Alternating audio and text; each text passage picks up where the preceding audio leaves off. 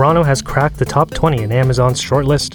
A new iPhone update will let users control the phone's performance, and a drone performs a daring rescue hours after being unveiled.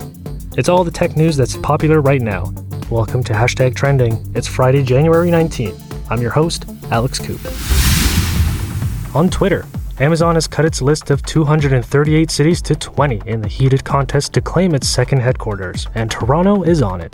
Amazon says it expects to invest over $5 billion in its construction and include as many as 50,000 high-paying jobs through the project. Other cities on the list include Atlanta, Boston, Chicago, New York, and Washington.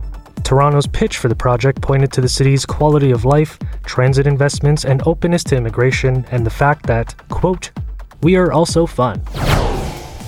On Facebook, people are claiming victory over Apple's decision to offer users more control over their iPhone's performance. The chatter comes after Apple CEO Tim Cook confirmed an upcoming iOS update will let you choose whether or not to throttle the phone's performance when the batteries degrade. It was discovered last December that Apple was intentionally slowing down the iPhone's performance to prevent unexpected shutdowns when batteries were on their last legs. The discovery has led to multiple lawsuits.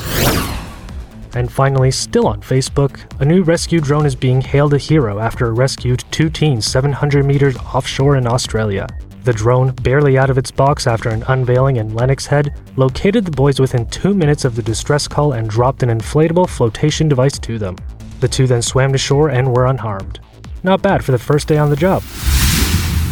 That's what's trending today. Hashtag Trending is produced by IT World Canada. Today's episode is brought to you by SAS, the world leader in advanced analytics and official analytics partner of the Canadian Olympic team.